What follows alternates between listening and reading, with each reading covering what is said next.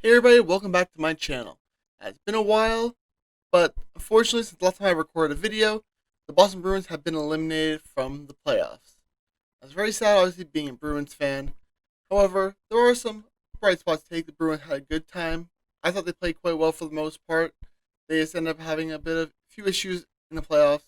They weren't able to get the win, but it's fine in the end. They made a good effort. They got just short of the conference finals. However, one thing that also has happened since my last video was the NHL awards have been officially announced. So, all the award winners have been announced. So, for this video today, I decided to take a look back to one of my earlier videos where I previewed the NHL awards and predicted who I think would win each award. Watch that back and talk about who actually won the award and why they won it over the person who I thought they won it, or why I was right with who I think should have won it. Yeah, let's get into the video. Now, quickly before we get into the video, I do want to mention the Black and Gold Hockey podcast. And it's a great podcast, great listen. They actually just added a third host. Obviously, the current hosts, Mark and Heather, they're a great job. They decided to bring in Matt Berry to be the third host for the podcast. So, cannot wait to listen to his first episode on the show.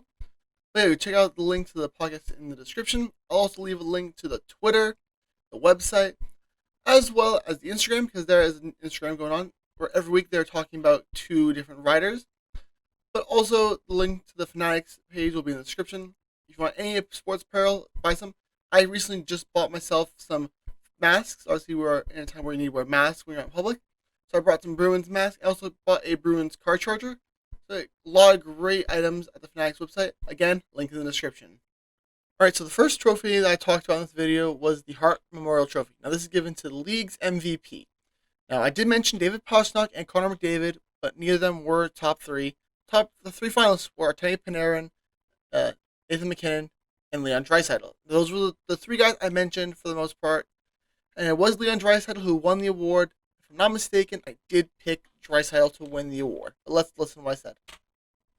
Now, the next two players are, I think, probably the most valuable players in the league. However, I don't think they're going to win because of the numbers. You have Nathan McKinnon of the Colorado Avalanche. He was the star player for the second best team in the West. That's very true. McKinnon was the star player for Colorado. And the reason why I don't think he won it was because of the rest of the team around him is a lot stronger. And yeah, he's the best player on the team, but he has a lot of really good players. And the numbers were really good, but the rest of the team also really performed well in Colorado. But he was 6 in assists with 58, and how valuable he was to his team. Plus, he had helped Mikhail Makar there. Now, the other one is Tammy Paneran. He was tied for third in points with 95, and tied for second with 63 assists. He also played on a fairly weak team as the Rangers, only finished 11th in the East. Now, right there, that was a really important statement, I think, is that most valuable player, you're not going to see it be given to a player who is kind of, if the team is in the bottom half. You're going to see it be a player for a team that makes playoffs on a regular season, not obviously with the extended season. So even though he has a lot of really good numbers, it was definitely the most important player for that team. Probably he was the most valuable to his team. I don't think he was the most valuable to the league as a whole. So yeah, that's why I think Panarin was. Makes sense that he didn't win, but he was definitely within a shout. And that is going to be Leon Dreisseil of the Edmonton Oilers. Leon Dreisseil was the best player in the NHL this season. Right there, no doubt. 110 points in the season. Leon Draisaitl, best player in the year. Easy winner for the Hart Memorial Trophy. That's 1 for 1 so far. Kind of keep the ball rolling here, by far. Next up, we have the Lady Byng Memorial Trophy. All right, so now it's the Lady Byng. Now this is given to a very sportsman-like player. So the finalists for this award were Austin Matthews, Ryan O'Reilly, and Nathan McKinnon. Now this one, I'm pretty confident I said Nathan McKinnon won. McKinnon was, again, one of the best players in the league. I might be the second best player in the league behind Dreisseil, and he only had 12 penalty minutes in the season. So I'm pretty confident that was right. Though I'm curious who I said third, because I'm pretty sure it's Ryan O'Reilly. He's been nominated for this award several times, but I don't know who I had third. There are three primary options for this. You have Ryan O'Reilly from St. Louis, who had 10 penalty minutes and 61 points. And he's one of the best players in the Blues, who are the best team in the West. And he's won this award in the past. He's also, again, all-around great player. Then you also have William Nylander of Toronto Maple Leafs.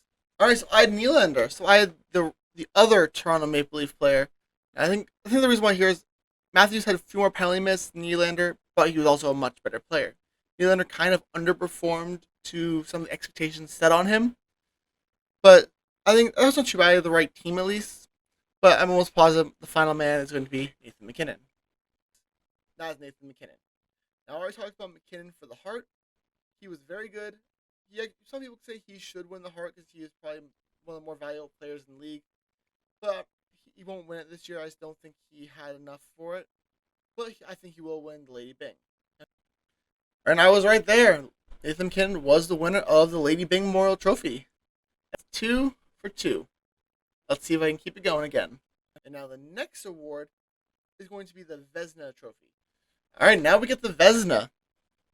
Now this one, I believe I actually was correct on the finalists. I mentioned a few other guys, but I mentioned Andrei Vasilevsky, Tuukka Rask, and Connor Hellebuyck. Those were the 3 finalists. Now, the winner of the award was actually Connor Hellebuyck from Winnipeg, and I believe I did pick Hellebuyck. I know that obviously being a Bruins fan, people think I picked Tuukka Rask, and Tuukka Rask had a great year. But I think I was thinking ahead about the timeshare in Boston, how that would inhibit Tuukka Rask from getting the award and give it to Connor Hellebuyck. Let's listen. Players who I think are most serving, those 3 are Connor Hellebuyck, Tuukka Rask, and Andrei Vasilevsky. Yep, so I was correct with the 3 finalists. But again, this was not really hard to decide because these were the 3 best goalies and pretty much universally agreed upon. Now this one's, I'd say, it's a bit controversial, my decision here. It also is a bit weird because you think I would pick the Bruins guy. But I'm actually going to give it to Connor Hellebuyck. Now, all right, there you go. Connor Hellebuyck. I'm 3 for 3 so far. Looking pretty strong with predictions. Hellebuyck, again, he was incredible. Led the league in shutouts. And he was the main man for Winnipeg, where Tuukka Rask was a 1-in-1A situation with Jaro Halak. So, right there, probably the key reason why I picked Hellebuyck to win over Rask. Yeah, 3 for 3. Let's go. All right, the next trophy is probably one of the more hotly contested trophies I'm going to talk about, and that is the Calder Memorial Trophy. All right, now it's the Calder for Best Rookie in the League. Now, I don't remember who I had for third. The third nominee was Dominik Kubalik from Chicago, but I think everyone knew that the top 2 were going to be Quinn Hughes and Cale Makar.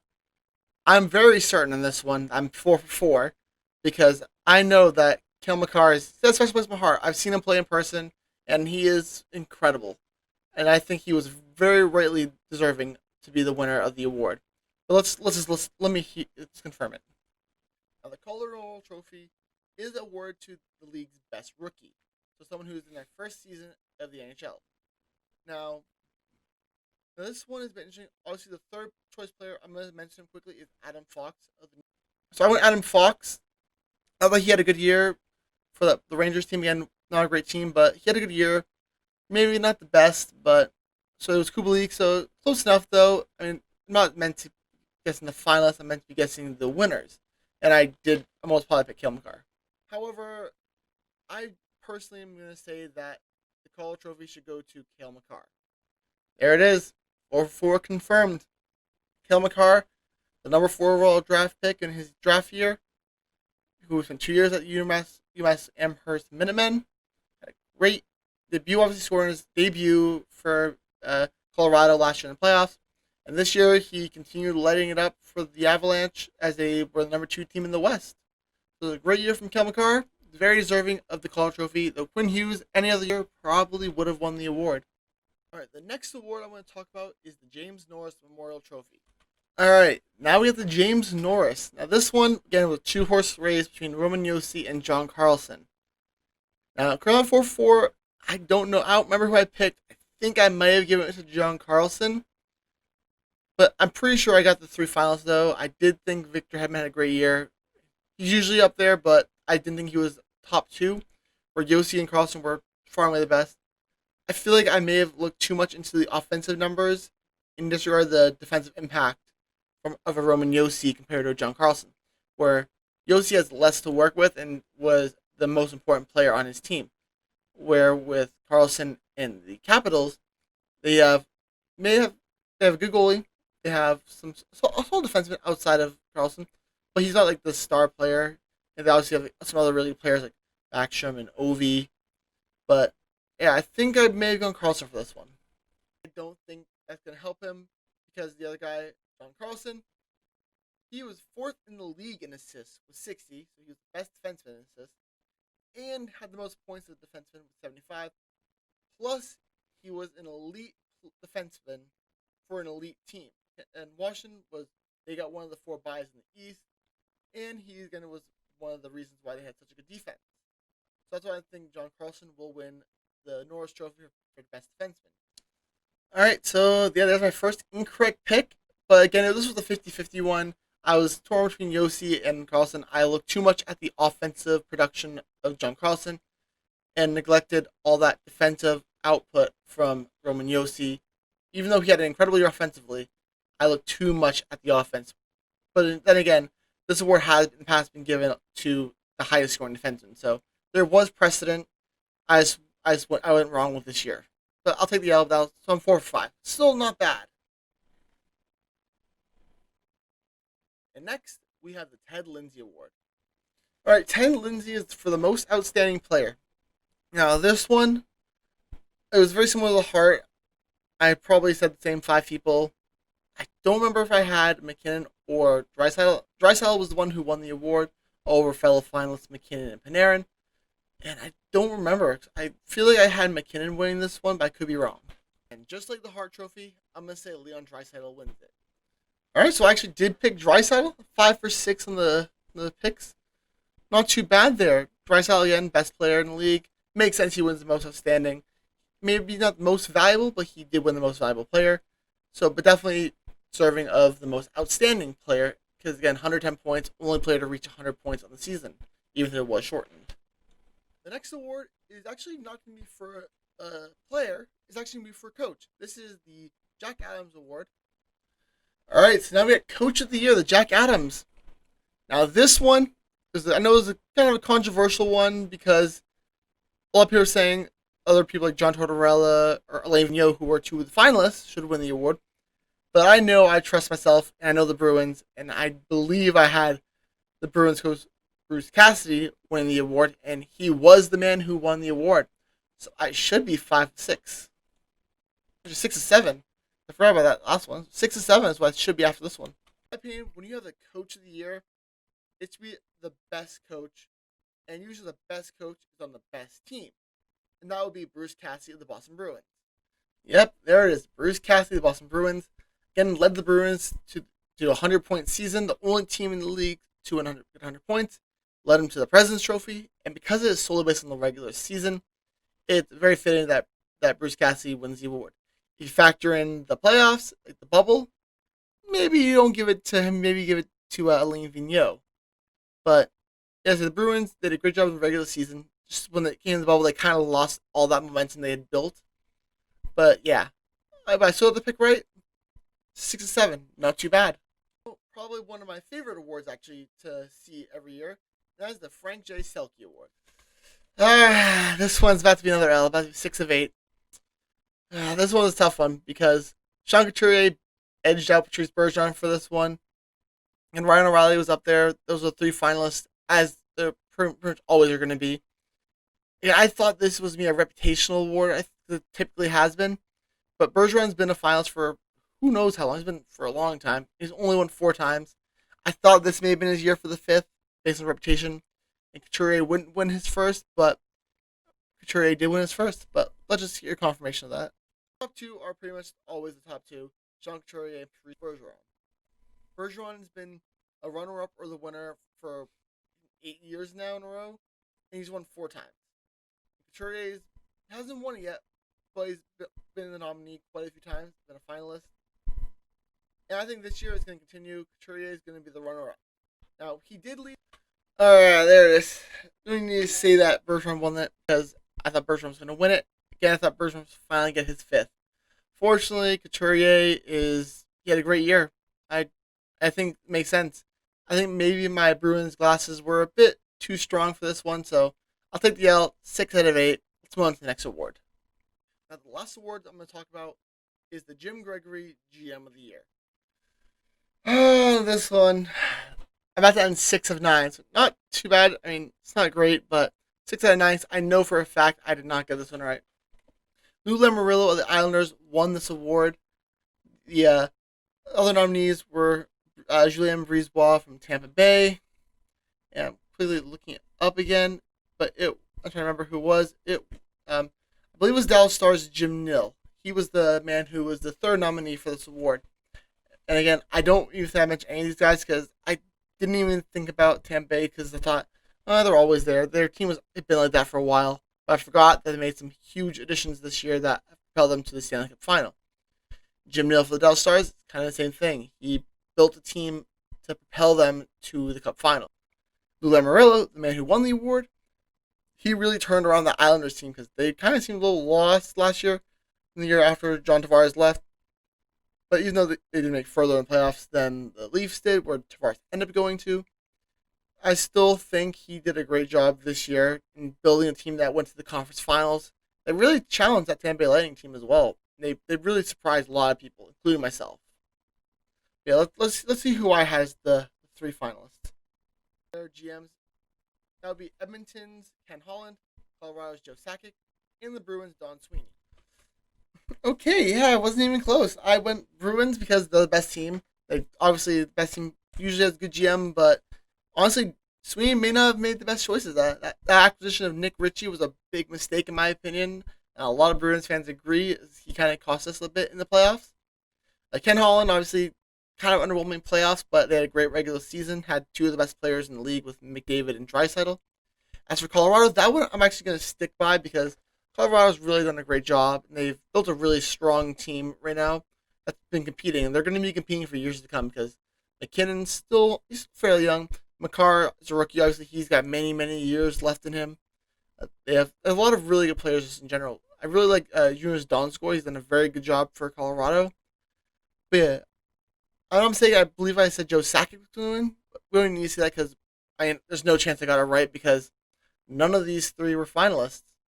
And Joe Sakic was the one who I believe actually had the best chance of winning of these 3, and he wasn't even finalist. So, yeah, so that should do it for the predictions. I'll take 6 out of 9, though. It's a respectable amount for a prediction, especially when you don't even know the finalists yet.